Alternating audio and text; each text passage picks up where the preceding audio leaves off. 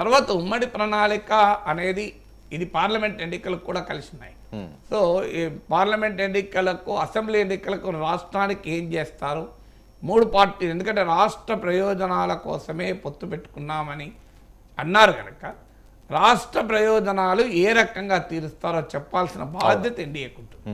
So ఎందుకంటే double engine సర్కార్ అంటున్నారు కదా, సో కేంద్ర సహకారం అంటున్నారు కదా.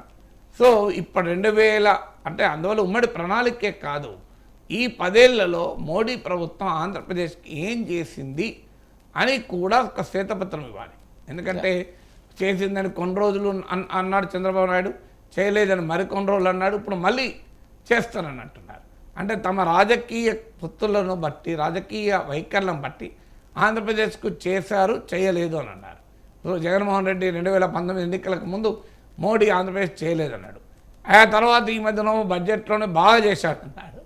సో అందువల్ల అటు టీడీపీ అయినా వైసీపీ అయినా మోడీ ఆంధ్రప్రదేశ్కి ఏం చేశారనే దాన్ని, ఆంధ్రప్రదేశ్ ప్రజలకు ఏమొచ్చింది అనే దాంతో సంబంధం లేదు.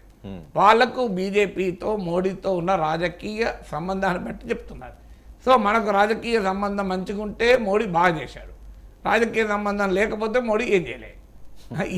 ఇది ఇప్పుడు వైఖరి ఆంధ్రప్రదేశ్లో. సో ఇందులో వారి పొలిటికల్ వైఖరి బట్టి. అలా కాకుండా ఈ 10 ఏళ్లలో ఆంధ్రప్రదేశ్కు మోడీ ప్రభుత్వం చేసింది ఏంటి, చేయండి ఏంటి, దీనిపైన డిబేట్ నడపాలి. అయితే అన్ఫార్చునేట్లీ ఆ డిబేట్ నడపడానికి వైసీపీ కూడా సిద్ధంగా లేదు. అవును, అంటే వైసీపీ కూడా టీడీపీ పైన టార్గెట్ తప్ప మోడీ ప్రభుత్వం ఆంధ్రప్రదేశ్కి ఏం చేసింది అని అడిగే ధైర్యము, సాహసము జగన్ చేయడు. ఎందుకంటే ఇటీవల బడ్జెట్ ప్రసంగంలో కూడా ఒక పేరా పెట్టి కేంద్ర సహకారం చాలా బాగున్నదని సర్టిఫికేట్ కూడా ఇచ్చారు. అవును. సో అందువల్ల టీడీపీకి వస్తున్న అడ్వాంటేజ్ అది. ఇక షర్మిల కాంగ్రెస్లో అన్నా కూడా that is a very weak voice. ఇప్పుడు కాంగ్రెస్ పార్టీకి బలం లేదు కనుక అది ఎవరు యాక్సెప్ట్ చేయడం లేదు.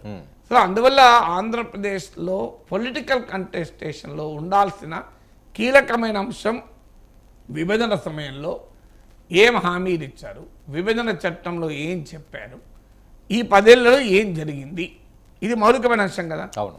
అన్ఫార్చునేట్లీ మౌలికమైన అంశాన్ని టీడీపీ చెప్పదు. ఎందుకంటే చెప్తే అసలు సంగతి బయటపడుతుంది. సో బీజేపీతో పొత్తులో ఉన్న డొల్లతనం బయటపడుతుంది.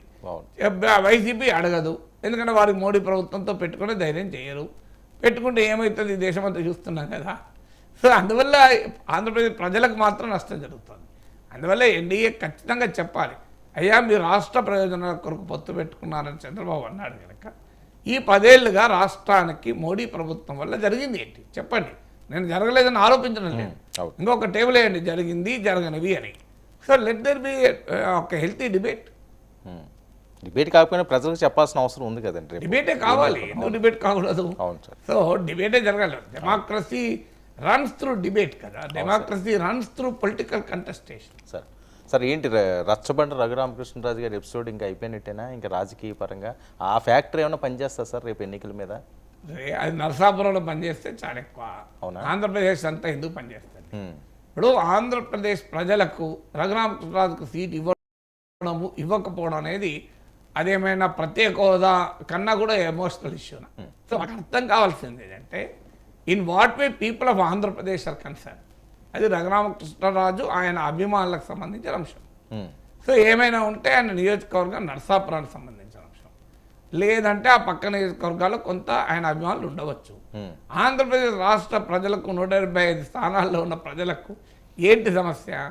ఇవన్నీ లోకల్ స్థానిక ఎపిసోడ్లు. అక్కడ వివేకానంద హత్య కేసు, వివేకానంద హత్య కేసుతో ఆంధ్రప్రదేశ్ ప్రజల ఓటింగ్ ఛాయిస్ ఆధారపడుతుంది అన్న చెప్పండి. అవును. అంటే వివేక హత్య చేసింది అవినాష్ రెడ్డి, భాస్కర్ రెడ్డి, వాళ్ళ వెనకాల జగన్ ఉన్నారని ఇటువైపు నమ్ముతారు, లేదని అటువైపు నమ్మచ్చు, నమ్మకపోవచ్చు. కానీ అల్టిమేట్గా ఓటు వేసేటప్పుడు వివేకానంద రెడ్డి హంతకుడు ఎవడు, వీటి సంగతి తేల్చాలి అని చెప్పి ప్రజలు ఓట్లేస్తారా? నాకు చెప్పండి. సో అది కన్సర్న్ ఎవరికి ఉంటుంది? వివేకానంద రెడ్డిని అభిమానించే వాళ్ళకి అది కన్సర్న్. ఆంధ్రప్రదేశ్ ప్రజలందరికీ అది కన్సర్న్ కాదు కదా. అన్ఫార్చునేట్లీ ప్రత్యేక హోదానే ఆధారంగా ప్రజలు ఓటేయడం లేదు. అలా ఓటేస్తే ప్రత్యేక హోదా ఇవ్వని ఎన్డీఏను తిరస్కరించారు కదా. అవును. సో క్వశ్చన్ కూడా కదా, అమరావతి ఆధారంగా ఓటు వేయడం లేదు, అమరావతి ఆధారంగా ఓటు వేస్తే జగన్ను తిరస్కరించారు కదా. సో ఇలా అమరావతి ప్రత్యేక హోదా లాంటి ఇష్యూసే ప్రజల సెంటిమెంట్కు ప్రజలలో ఒక సెంటిమెంట్గా మారి ఒక భావోద్వేగపరమైన అంశంగా లేనప్పుడు రఘురామకృష్ణరాజుకు అన్యాయం జరిగింది అన్న ఆధారంగా ఆంధ్ర ప్రజలంతా రియాక్ట్ అవుతారా చెప్పండి. అంటే వెస్ట్ గోదావరిలో కూడా ప్రభావం ఉండదా అని? అక్కడ ఉంటే ఉండొచ్చు, నేను అనేది మొత్తం రాష్ట్ర ప్రజలందరినీ ప్రభావితం చేయదు కదా. Right sir, thank you sir, thank you so much.